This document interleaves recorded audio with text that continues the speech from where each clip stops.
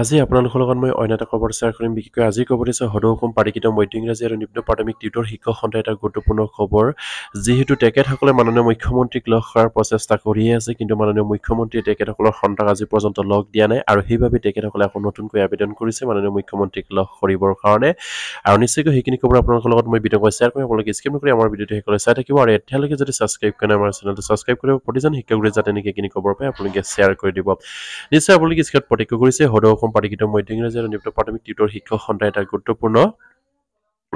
এটা নথিছ তেখেতসকলে 12/6/2024 তাৰিখে সেইখিনি নথিছ তেখেতসকলে মাননীয় মুখ্যমন্ত্ৰীক লগ কৰিবৰ কাৰণে এপ্লাই কৰিছে ইয়াত লিখিছে প্ৰতি মাননীয় মুখ্যমন্ত্ৰী মহোদয় অসম দিছপুৰ গুৱাহাটী বিষয় টিউটৰ সমস্যা সন্দৰ্ভত প্ৰত্যক্ষ হস্তক্ষেপ বিচাৰি আপোনাৰ সাক্ষাৎ পাবৰ বাবে আবেদন যিহেতু আমাৰ টিউটৰ শিক্ষকসকলৰ সমস্যাখিনি সমাধানৰ সন্দৰ্ভত মাননীয় শিক্ষামন্ত্ৰীক বাৰম্বাৰকৈ আমাৰ টিউটৰ সন্থাই লগ কৰি আছে কিন্তু আমাৰ শিক্ষামন্ত্ৰীগৰাকীয়ে তেখেতসকলে বিধংকৈ আমাৰ সেই সমস্যাখিনি সমাধান কৰাৰ কোনো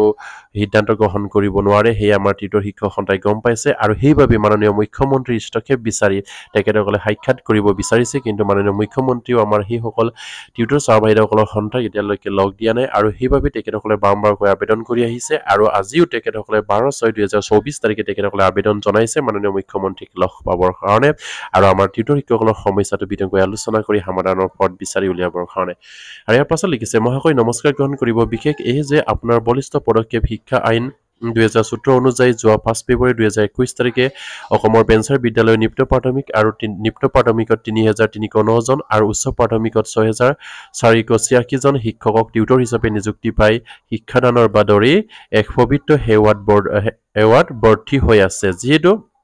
আমাৰ 2017 চনৰ পাৰিখনৰ আইন অনুযায়ী 2021 চনৰ 5 ফেব্ৰুৱাৰী তাৰিখে আমাৰ নিম্ন প্ৰাথমিক বিদ্যালয়ত 3309 জন আমাৰ টিউটৰ হিচাপে পাৰিখন কৰিলে আৰু উচ্চ প্ৰাথমিকত 6486 জন আমাৰ টিউটৰ হিচাপে পাৰিখন কৰিলে বুলি তেখেতসকলে ইয়াত কৈছে আৰু নিজৰ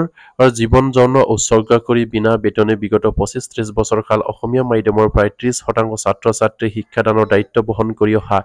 এই দুৰ্ভাগ্য শিক্ষকক আপোনাৰ মানৱীয় কৃপাত কিছু পৰিমাণ হ'লেও জীৱন যাপন বাট মুকলি হৈছে আৰু সেয়ে আজি এই বিনা বেতনেৰে 25-30 বছৰ তেখেতসকলে শিক্ষকতা কৰাৰ পাছত আমাৰ মাননীয় মুখ্যমন্ত্ৰীৰ দয়া দৃষ্টিত তেখেতসকলে যেন এটা সামান্য পৰিমাণৰ পৰিটোকি পালেও তেখেতসকলে জীৱন যাপনৰ কিছু হ'লেও তেখেতসকলে বাট মুকলি কৰাৰ কথা ইয়াত উল্লেখ কৰিছে আৰু সেইসকল শিক্ষাগুৰুত 30% ছাত্ৰ ছাত্ৰীক আমাৰ শিক্ষাদান কৰি আহিছিলে অসমীয়া মাধ্যমৰ ছাত্ৰ ছাত্ৰীসকলক আৰু ইয়াৰ পাছতে লিখিছে যে মহোদয় আমি টিউটৰ শিক্ষকসকল বৰ্তমান মূল্যবৃদ্ধিৰ বজাৰত ব্যৱস্থাপনৰ ন্যূনতম জীৱন যাপন কৰাত অসামিলা হৈ অৰ্থনৈতিক দিশত পানীত হাঁহ নচৰাৰ দৰে হৈ পৰিছো ইতিমধ্যে আমাৰ বিভিন্ন সমস্যাৰ সন্দৰ্ভত মাননীয় শিক্ষামন্ত্ৰী মহোদয় আৰু বিভাগীয় কৰ্তৃপক্ষক বিগত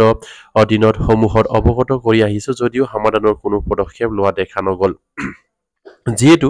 আমাৰ সেই টিউটৰ শিক্ষকসকলৰ সমস্যাখিনি সন্দৰ্ভত জনাই আহিছে যদিও তেখেতসকলৰ সেই সমস্যাখিনি সমাধান কৰা দেখা নগল বুলি তেখেতসকলে ইয়াত কৈছে আৰু ইয়াৰ পাছতে কৈছে যে মহোদয় একমাত্ৰ আপোনাৰ কৃপাত দয়া অবিহনে সমস্যা সমাধানৰ চূড়ান্ত কোনো পথ বিচাৰি নাপায় অধিক আশাৰে আপোনাক সাক্ষাৎ পাব বিচাৰিছো আৰু যিহেতু মাননীয় মুখ্যমন্ত্ৰী আপোনাৰ হয়তো হস্তক্ষেপত আমাৰ সমস্যাখিনি সমাধান হয় নেকি সেই আপোনাৰ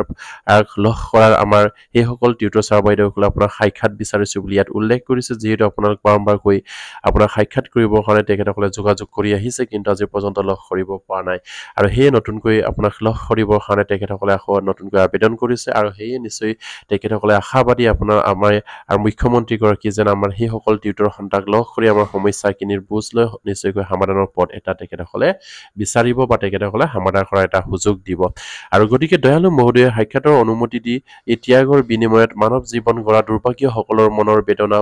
শুনাৰ ব্যৱস্থা কৰি দিয়ে যেন সেই মধুৰ ওচৰত কঠোৰ মিনতি ইতি সদৌ অসম পাৰিকৃত মধ্য ইংৰাজী আৰু নিম্ন প্ৰাথমিক টিউটৰ শিক্ষক সন্থাৰ হৈ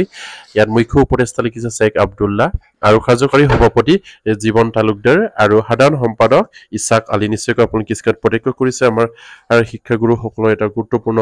নথিছ আপোনাক লগ কৰিবৰ কাৰণে বা আপোনাক লগ পাবৰ কাৰণে তেখেতসকলে বাৰম্বাৰকৈ আবেদন জনাই আহিছে আৰু নিশ্চয়কৈ সেই আবেদন আপোনালোকে গ্ৰহণ কৰি আমাৰ মাননীয় মুখ্যমন্ত্ৰী জানে নেকি এইখিনি আবেদন স্বীকাৰ কৰি নিশ্চয়কৈ আমাৰ সেইসকল দুৰ্ভাগ্য টিউটৰ ছাৰ বাইদেউসকলৰ সন্থাক লগ কৰি তেখেতসকলক যেন সমাধানৰ পথ এটা আপোনালোকে বিচাৰি দিয়ে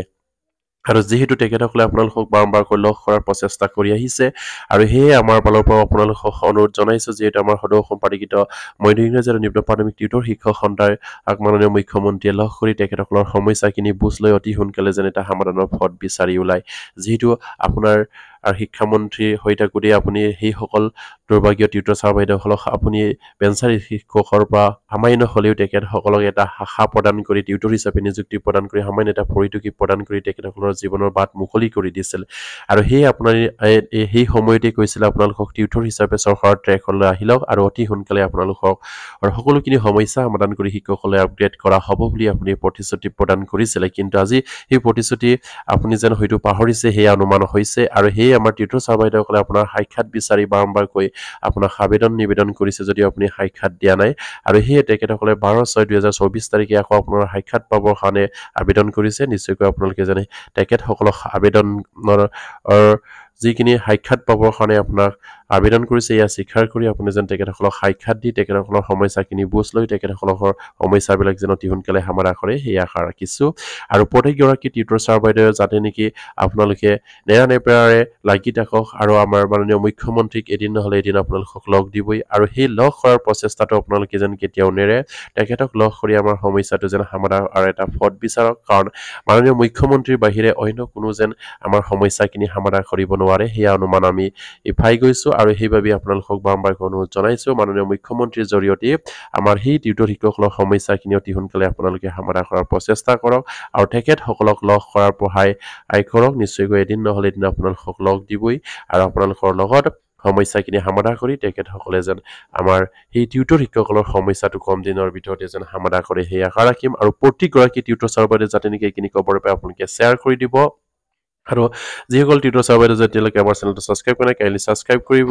আৰু যাতে নেকি প্ৰতিগৰাকী টিউটৰ ছাৰ বাইদেউসকলে আমাৰ কেন্দ্ৰীয় কমিটিৰ লগত সহযোগ কৰি তেখেতসকলক যোগাযোগ কৰি উৎসাহ উদ্দীপনা যোগাওক যাতে নেকি আমাৰ সমস্যাখিনি সমাধান কৰা তেখেতসকলে অতি সোনকালে ফট বা ৰণসকল ৰচিব পাৰে সেয়ে মই টিউটৰ ছাৰ বাইদেউসকললৈকে অনুৰোধ কৰিলোঁ আৰু মাননীয় মুখ্যমন্ত্ৰীক শেষত অনুৰোধ কৰিছোঁ আমাৰ টিউটৰ শিক্ষকসকলৰ সমস্যাখিনি অতি সোনকালে সমাধান কৰক আমাৰ সদৌ অসম পাৰিকৃত মধ্য ইংৰাজী আৰু নিম্ন প্ৰাথমিক টিউটৰ শিক্ষক সন্থাৰ বিষয়ববীয়াৰ লগত আলোচনা কৰি যিহেতু আমাৰ সমস্যাখিনি আপোনালোকে জানেই আৰু সেই সমস্যাখিনি সমাধান কৰি নিশ্চয়কৈ আমাৰ টিউটৰৰ পৰা টিচাৰলৈ আপগ্ৰেড কৰা এটা সুযোগ প্ৰদান কৰিব বুলি আশা ৰাখিলোঁ আৰু যে ভিডিঅ'টো আমাৰ